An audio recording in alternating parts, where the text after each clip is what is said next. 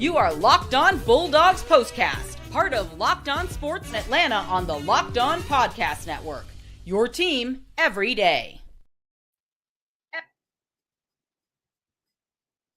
Welcome into the Locked On Bulldogs Postcast, your home for the best Georgia Bulldogs football talk. It's local insight you can't get anywhere but right here at Locked On. I'm your host, Tanitra Batiste. Alongside me is Brian Gephardt. Today's episode is brought to you by Game Time. Download the Game Time app, create an account, and use code Locked On College for $20 off your first purchase. And of course, the Locked On Bulldogs Postcast is part of the Locked On Podcast Network, your team every day. Well, we can't defend the Dawgs defense tonight, at least not completely, and we'll download on why. And who do the Dawgs want at the Benz next Saturday? How do they want things to shake out tomorrow in another one of those clean, nasty, good old-fashioned hate games? We'll weigh in, but first, let's talk about some clean, old-fashioned hate in Athens tonight that saw Georgia outlast Georgia Tech for the 44-42 win in the 8th overtime of the night. And listen, before we begin, guys, we got to have a little fun with this because BG sent me all of these like stats and like, hey, these are my bullet points and here's where I think I want to go, right? And I'm like, okay, that's cool. We can do this. We can do that. And but all I wrote was okay.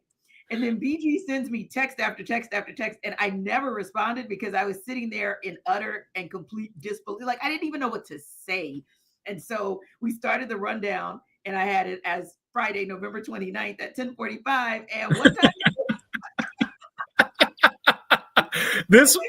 It was crazy. It was crazy, Tanitra. It was so wild. Yeah. That text was at 10:45. Here we are at 12:22, just a couple of minutes after the game goes final. And it just it felt like we watched a trilogy of a movie, where it's just like the first one, the opposing team came in and they dominated the game. And I want to be frank about something. Georgia had no business winning this football game. They got out of this thing. I don't even know because I'm going to have to go back and rewatch it at some point tomorrow or this weekend and just dive in and be like, how did this actually happen? Because when they were down 2 touchdowns, about 5.5 to go, and I should know better as a football fan, I'm starting to think of, all right, what are the angles we're going to talk about? How are the different things we're going to go about? How impressive Haynes King has been, but it's just wild that from that point forward, that about 5.5 minutes left in the fourth, Georgia flipped on the switch. They somehow figured out a way to do this again after really getting manhandled for the majority of this game.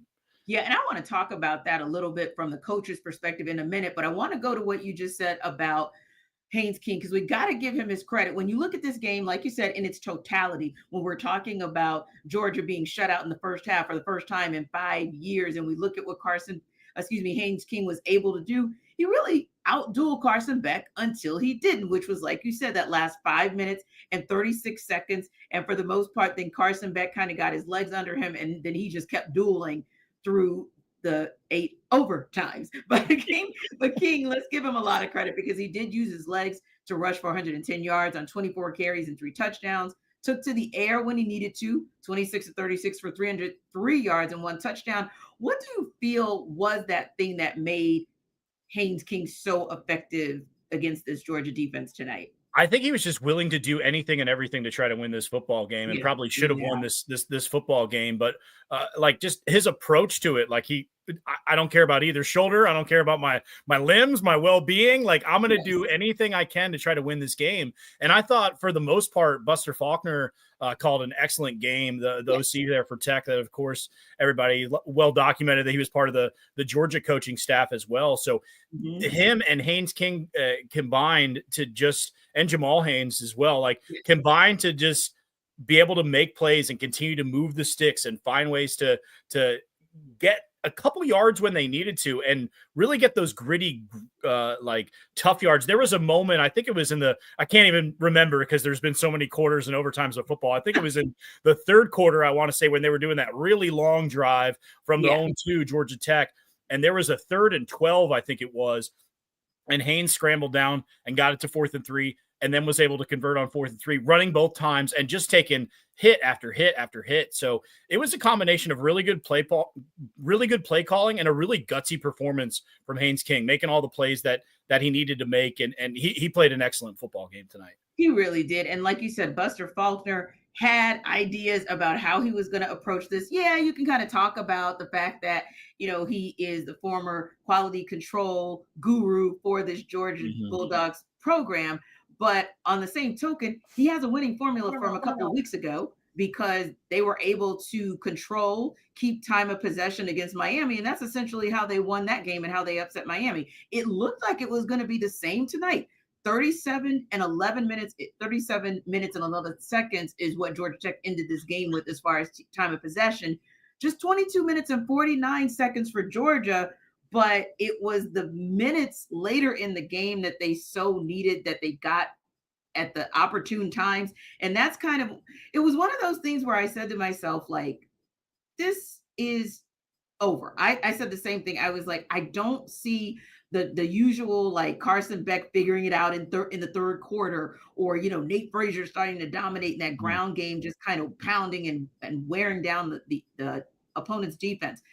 And we'll talk about Glenn Schumann in a second and the Dawgs defense, but that's kind of where I sat until it was one of those games where, listen, nobody, at least on the other side of the ball, really made any mistakes, right?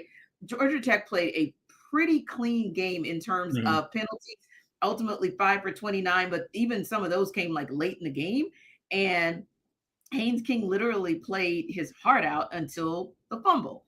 And then that's when you see Georgia do something that none of us probably thought was even possible, scoring 14 points to get it to overtime that ultimately ended in 8 overtimes. But that said, give Carson Beck credit. 28 of 43 for 297 yards and 5 touchdowns. Now, I'll tell you, I was a little frustrated in the beginning because I wanted him to use his legs just a little bit more. But we started to see it later in the game, and I do believe those moments, Brian, are a big part of what helped Georgia to come back and win this game. Yeah, and the thing that you want to see from it's not even when people say, use their legs, everyone thinks, oh, run the football. But it's just sometimes just extending the play and getting outside the pocket and allowing your guys, because obviously throughout this season, Georgia wide receivers haven't been able to separate at the level that they have been in years past. So just being able to extend that play, making those plays, which again, Haynes King was so good at doing all night, that Beck after a while was like, maybe a little bit of that. Maybe I should do, just a hair of that to kind of keep it moving. Going back to your point on the time of possession, I wanted to touch on the one where I thought Tech could have kind of just ended the game. It wound up being, I think, 10 or 11 total minutes, because I think they got the ball back with about 10 minutes to go in the third quarter, and then they finished out the third, and then in the fourth they wound up having to settle for a field goal, because I think if you score a touchdown there, it really demoralizes Georgia at that point. Yeah, because then you're a 3-score game in that spot, and it's all of a sudden okay. So Georgia Tech, the things that they weren't able to do were just get that extra, that missed field goal early on, which felt like it was, 7 hours ago. Felt like it was before Thanksgiving dinner at this point in time. People are going to forget about that because people are going to look at it from the Georgia side and go, oh, what about that extra point that they were, going for 2 and not kicking the extra point, which is also a wrinkle in this thing. But yeah, Georgia Tech did such a good job of time of possession, controlling the game, continuing to move the ball, move the clock and all of that. But those couple extra points, like they had 3 possessions, their first 3 possessions in the first half, they only came away with 3 points. And that was tough because they got into the Georgia side of the field each time. And then all of a sudden it was okay. So it felt like, it was weird because Georgia was down 17-0. It could have been 30. It genuinely could have been 27 or 30-0. I know people don't want to hear that, but that game should have gotten a much wider gap before Georgia even had a chance to come back in that thing in the fourth quarter. Yeah, because when you look at even the way, as you mentioned, Georgia Tech started, all 4 of their drives went inside the UGA 30-yard line. Meanwhile, Georgia started the game 1 of 5 on third down conversions. They only had 7 first downs in 5 drives. And you think to yourself, even 17-0 seemed like you said, it should have been 24-0 or 27-0. But it was still manageable, if I might say, at the half. And I do think that was a huge piece of it. And like you said, you get back in this game and you're like, okay, here comes Georgia 17-6. And I still didn't feel comfortable saying that they were going to come back and win by any stretch of the imagination. But it was one of those things where I kept saying, okay, if one guy figures this thing out, that could be Arian Smith figuring out how not to drop a ball, or that could be Nate Frazier extending the play by just keeping his legs churning, or that could be, like you said, Carson Beck just buying a little bit of time in the pocket. But there were so many little things that they did, taking nothing away from what Georgia Tech did, but there were the little things that Georgia did that they needed to do in order to get out of this game with a win. Yeah, to stay in that game mentally is pretty impressive. You know, I know it's been all season, and I've been the biggest proponent against, like, oh, you know, now it's time for a wake-up call. Well, guess what? The regular season's over, so there's no more wake-up calls or anything like that. But for this team to have the moxie to be able to stay in the moment and complete this thing, because Tessitore did a good job on the broadcast. Yeah. Fans were starting to leave. They were starting to get down there. They were walking by the hedges. Then all of a sudden they looked up and they were like, oh, maybe if all goes well, you know, right. let's wind up seeing what's going on there. So for them to be able to stay in this game, and Kirby's now been through this so much, and he was so calm throughout the whole game, yes. You know, and even in overtime, he was calling timeouts right before, you know, they were snapping the ball and he just seemed like he kind of had it all under control, even though he got outcoached and his team got outplayed for the majority of, you know, regulation in this thing. And the senior group to be able to remain unbeaten at home and keep that, and to not have that last game be a loss to Georgia Tech, that's really impressive for that group as well. Yeah, congratulations to them, because like you said, what a gutsy game for them to keep that record perfect on their way out of the regular season, because no senior would have wanted to have a conversation about their last game, regular season game, being a loss, and a loss to Georgia Tech, no less. Now, like we said, we can't defend this Dawgs defense completely, but there are some guys who made some big plays that gutted out this win on the defensive side of the ball. We'll go between the hedges to discuss.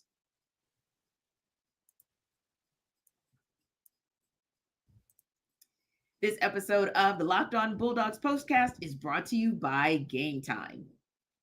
So Game Time has a new feature called Game Time Picks that makes getting tickets to see your favorite teams play live even easier. Game Time Picks filters out the fluff to show you only incredible deals on great seats, so you don't have to waste time searching through thousands of tickets. Priority Game Time Picks, well, curation makes it easier to save more on sports, concerts, comedy, theater, etc., and the lowest price guarantee or Game Time will credit you 110% of the difference. So take the guesswork out of buying tickets with Game Time Picks. Download the Game Time app, create an account, and use Locked On College for $20 off your first purchase. Now, terms do apply, but again, create an account and redeem code LOCKED ON College, COLLEGE, for $20 off. Download that Game Time app today after you're finished watching our Locked On Bulldogs postcast, because what time is it? It is game time.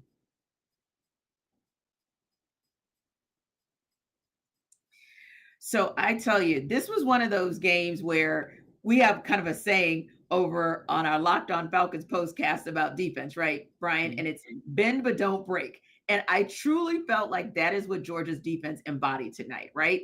They just, it was one of those games where, I'll tell you, going back to that first half, I was thinking to myself, like, okay, yes, it's 17-0, but Glenn Schumann always makes the right adjustments at halftime, and somehow they figure it out, and that defense looks like the Dawgs defense that we know that it could be. But I had to tell you, tonight, they had me like biting my fingernails, because I kept waiting for that Michael moment. You know, we always talk about that. I kept waiting for a Malachi Starks moment. I just kept waiting for someone to make a play. And I got to give so much credit to Dan Jackson for making a couple of critical plays. And so I don't think tonight, I want to go back to what you said earlier, Brian. I don't think tonight was as much about scheme as it relates to this defense, as much as it maybe was pride and grit and just saying, we're not going down without a fight. Yeah, 563 yards of total offense for Georgia Tech. And it's not even, you could say, 8 overtimes, maybe they stacked it up there, but with the weird overtime rules, there wasn't really a chance to get a whole lot of yardage in that situation. You know, Haynes King alone, 300 plus passing yards, over 100 rushing yards, 5 total touchdowns for him too. So Tech was kind of doing whatever they wanted. And to your point, it was a little bend. I feel like maybe they like tore a nerve or something, because it was worse than something happened. Something snapped, you know, something pulled hard enough where they had to go to the doctor or the hospital or whatever it was.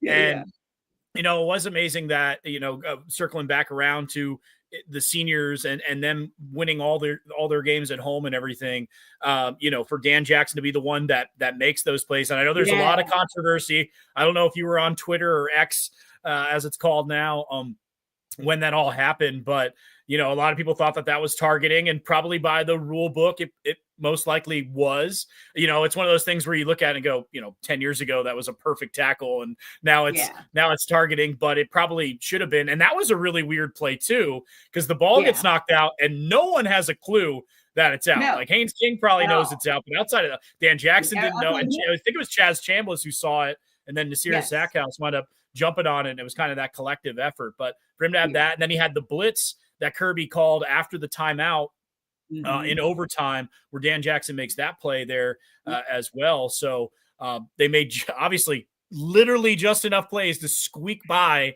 in 8 overtimes, because Georgia lost that game 12 times. They did, and I don't know how they survived. They just had like a Undertaker rise in terms of just getting up and making it to the next play. It still doesn't make any sense. I can't wait to go back and rewatch this thing. Same. I said I'm going to probably watch highlights and portions of this game over and over and over again, because I felt like in real time I couldn't absorb it all, because it was just, and especially the second half and the 8 overtimes, it just got super crazy. So I'm like you, I need to see some highlights. I need to rewatch this. I know it's late, but I'm like, this is crazy. Longest game in SEC history, just one overtime shy of the record for any FBS game. And like we said, it was one of those things where we didn't really know what this was going to be, how this was going to turn out, if anybody on that defensive side of the ball was going to be able to do something big. But you got to say, we can't defend what the heck we saw for most of that game, but you can give those guys a lot of credit for sticking it out. Like you said, 37 minutes on the field. They should have looked like death warmed over. But somehow they just kept pulling it, getting it out of the mud. And we saw play after play after play. And I think, and I know we're going to talk about this a little bit more next segment, but I think these are the kinds of moments that if you can take them in for what they are, they can actually help you as you prepare to go through another gauntlet with the college football playoff, or even whomever you're going to face next week. I think it is one of those character building type games that says, even when we don't get it all right, even when we don't play Georgia football on the offensive side or the defensive side of the ball, we still have enough grit, grime, and talent to be able to make just one more play than you did and get out of the game with a W. This team certainly has been battle tested, probably more than any other team in the country. When you talk about, their schedule, and then just the types of games they've been in, kind of to the point that you're making, Tanitra, it's been, they've been blown out. They've been blown out and come back. They've been dominated by time of possession, like we saw tonight, and came back and won. They've been blown out and then just got blown out at Ole Miss. They've blown out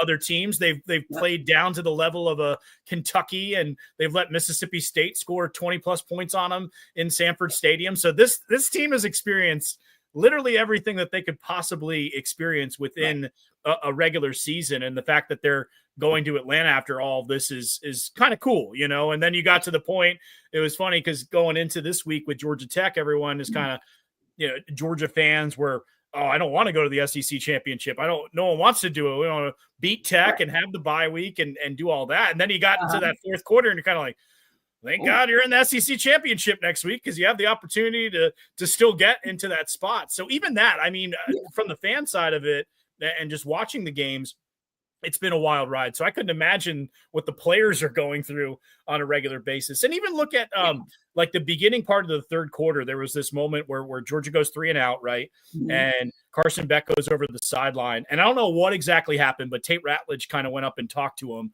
And I don't know if it was encouragement to him. And you sort of had, and Beck's had bad body language for a lot of the season. That's been part of this whole leadership, quarterback, him going through what he's going through thing. And you look at that, and at that moment in time, I was kind of like, oh, this might be it for the night.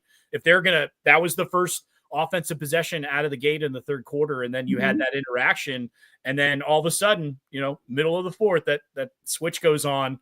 I just don't know if they'll be able to do it for that many games for a long stretch to make it to the goal that they want to make it to. Right. Yeah. And I think it's one of those where I kind of say this might be, and I'm going to use this term loosely, like a kind of a turning point, because I feel like this was in some way, shape, I'm not saying completely, but in some way, shape, or form, this was like Alabama all over again, except you actually got over the hump this go round. So I imagine that's the kind of confidence that a confidence builder, especially going into the SEC championship game, especially going into the college football playoff, to say, hey, we saw one of these games earlier in the season and we thought we had it won, came back, and only to, Jalen Milroe to kind of snatch it away. And get this, that mobile QB snatched it away from them against Alabama. And I do think there's something to be said for them snatching it away from another mobile QB who ran roughshod over him. Yeah. Well, when it counted, they finally made the plays that they needed to. And even Kirby Smart talked about Dan Jackson post game, and he said, quote, "To think that guy came to Georgia on his own, just a lot of respect for him and his leadership." And he said, when asked the question about his team, "We don't flinch." So where do we go from here for the SEC title game and the college football playoff? We'll break that down in Next Up.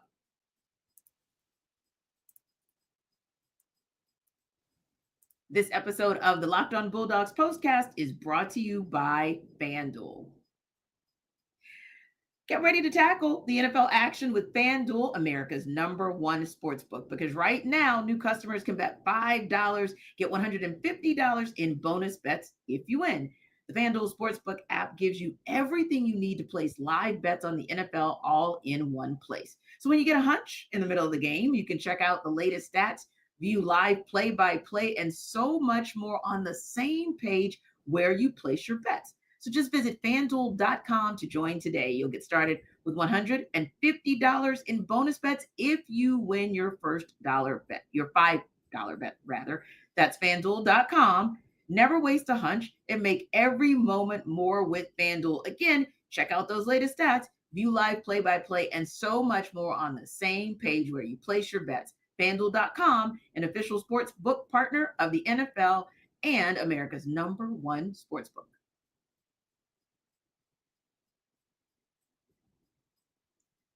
Locked On Sports Atlanta is a free 24/7 sports streaming channel and is programmed to bring you all Atlanta sports on one channel. Locked On Sports Atlanta also brings you the Falcons, Hogs, Braves, and of course, the Georgia Bulldogs, streaming 24/7 on YouTube or the free Amazon Fire TV channels app, part of the Locked On Podcast Network, your team every day. So with the crazy 8 overtime win tonight, it would seem that the pressure would be off Georgia to win the SEC championship. But I love the comment that you made, because honestly, my comments at the beginning of the week were probably the same as fans. Hey, I don't care. I don't really want them in the SEC championship. Somehow, sometimes there's like some helter-skelter craziness going on for them. And also, I just didn't want one more game where those guys might get injured, to be honest with you, because we saw so many guys go down for Georgia Tech tonight. It was like, at one point, you just kind of wanted to get out of Sanford Stadium all in one piece if you're Georgia. But nonetheless, we're here, and they're going to go to that game. And of course, you now want them to head into the college football playoff on a winning note. So for you, when you look at a Texas team that Georgia did dominate earlier in the season, but you look at this Texas A&M team, which is definitely a formidable opponent, who do you think would be the better matchup for the Dogs? I think you got to go with Texas, and kind of the devil that and the one that you went in and beat at Texas. Although the thing with that is, and every coach will tell you it too, when you're going up against a good team, it really is hard to beat them twice. And then I'd also, the other thing I'd be very curious about, whether it be Texas or Texas A&M, is what the fan base distribution breakdown is going to look like. I think if Texas is in it, I think it'd be close to 50-50. It might even be even more 60-40 Texas, because you got to keep in mind, this is their first rodeo with it. This is the first time they're in the SEC, their first SEC championship. Georgia fans are at Mercedes-Benz Stadium once a month. So it's just like part of they pay a PSL, it feels like, as part of just showing up for one or two college games a year. Yeah. And hopefully they, find a way to win in the SEC and get to play again in the Peach Bowl and the national championship and all that type of stuff. So I think either opponent would be very gettable for Georgia. I think that would be, both would be pretty good matchups for them, but I think Texas would be the better one. Plus the prep work for it, you've already done it, right? So then you just have to look at the film since you played them last, the tendencies that Kirby knows about Sark as well, kind of that overlapping thing. Plus I think it'll also just feel bigger. I think the game of Georgia and Tech, even though we saw it earlier this year and it's a rematch, I think that those two teams playing in Atlanta would be a bigger deal than Texas A&M and Georgia playing in that matchup. So from the Georgia perspective, I'd like to see Texas again. Yeah, and I'm sure by the words that you said, I'm sure that as the SEC would probably like to see a rematch for UGA and Texas as well. And that fan base is a little bit more accustomed to winning. I'm sure that fan base would like to also see their team get a little bit of revenge. So that probably is good. I think for me, the only thing that kind of concerns me from time to time, well, not time to time, let's just be honest, this entire season, is when there's any opportunity for a mobile QB to go up against Georgia. And not to say that, Texas, whether it's a Quinn Ewers or whether it's an Arch Manning, not to say that they can't scramble and do their thing, but I just think when I think about Texas A&M, right?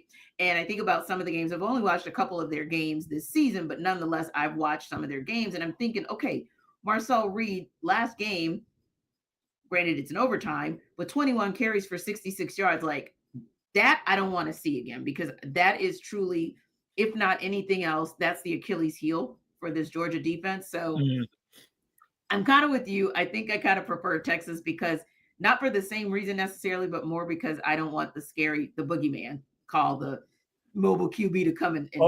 And I think you said the boogeyman. You just gave me a little bit of PTSD with your description of everything you were just saying, Tanitra, because I had flashbacks of if it is Georgia, Texas, right?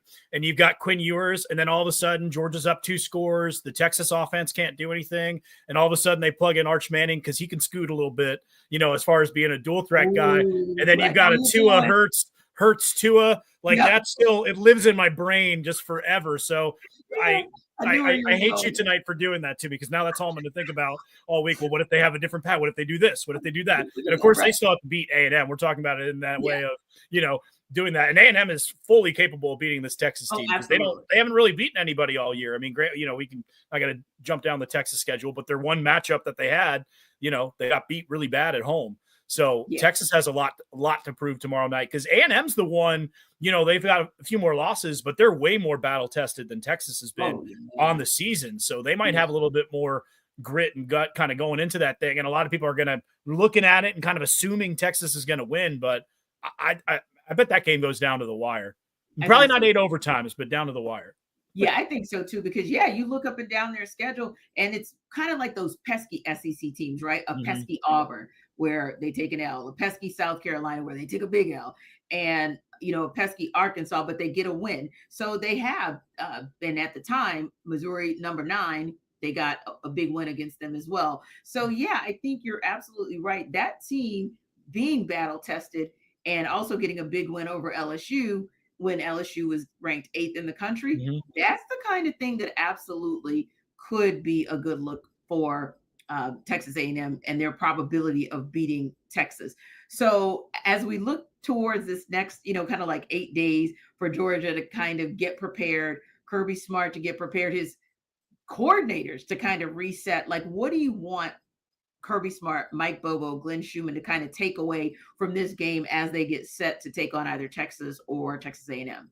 Just trying to work out a little bit more on the edges and being able to, and kind of with Carson Beck, so a little bit more like we're in the, I get it kind of earlier on, the middle part of the season, and you don't want your quarterback to get hurt and get involved. And you don't want to call all these running plays. And I'm not saying switch up your offense completely, but in order for Georgia to win enough games to win the whole thing, which is their only goal at this point, I know it's 1 week at a time and all that good stuff, but Carson Beck's going to have to use his legs. Like he's just going to have to run. Like there's going to be a game or two where he's going to have a game-winning play with his legs, getting out. Like, so I just think almost maybe more of a mindset going into it of, okay, let's focus on what we're doing. And then I'll be really curious to see what ETN's status is and if he's able to get work back in. And I thought Frazier looked really good tonight and even kind of showed a little bit in the passing game. I know he had the fumble and then he kind of had 2 fumbles, but he lost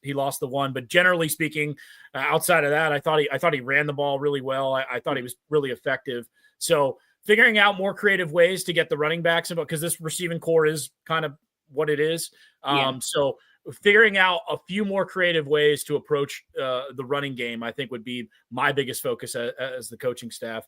And one other thing with that, Tanitra, too, you got to think there's been a lot of talk about Georgia Tech moving to this Friday night.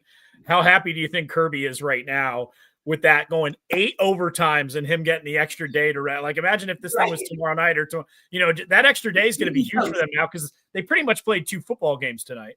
Oh, definitely. And good of them to pretty much walk away unscathed. But yeah, you're absolutely right. With Trevor Etienne, before going down with his injury, he was arguably not just your best running back, but arguably your best pass catcher as well. Because, I mean, we kind of saw what we saw, especially with Arian Smith, at key moments in the game, and Dom Lovett. But you know what I wanted to say too? Well, 2 things before we wrap up.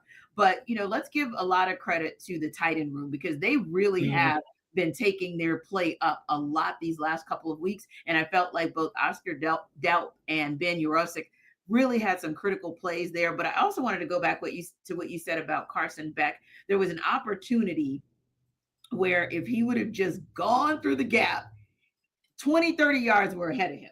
But he was just kind of hell-bent on, wait, I want to see, am I going to be able to pass my way out of it? Those are the things where I want to see him make decisions just a little bit quicker and see the opportunity and just take it, even if you get, 15, 20, 25 yards and you have to slide. But I do want to see him make some better decisions because in that first quarter, listen, no interceptions, so nobody's complaining. But in the first half, I did feel like, are we going back to bad Carson? Yeah.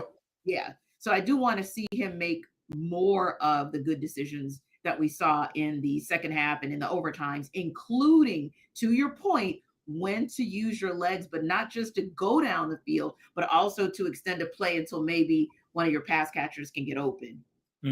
Yeah, he short-armed a couple throws there in the first half. There was a couple different plays where it could have wound up happening and could have been him. But I think picking up first downs with your legs and picking up 5, 7, 8, 10 yards here and there, or even if it's 2 or 3, like that positive yardage and just keeping it going. And then that also gets your confidence going too. It does. And it keeps the defense honest. It does a lot of things. I think Beck's just such a better athlete than he's shown for the course of the whole year. There's been the moments where we saw it tonight with the end of the fourth quarter and into overtime of him being able to pass the way he's able to, but him adding that element with his legs and getting a healthy ETN back, whether that's for the SEC or down the road, that combination could make this team really hard to beat down the stretch. So we'll see. Definitely can. And another thing, how important is it when we talked a little bit earlier about just being 1 of 5 on third downs in that first half?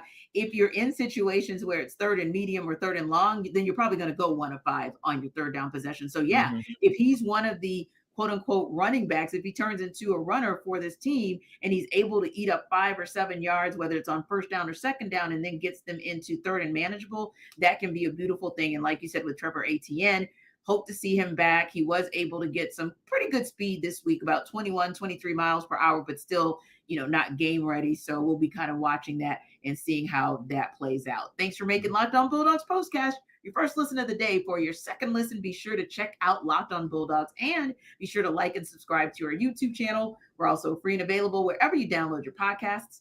We'll see you next time.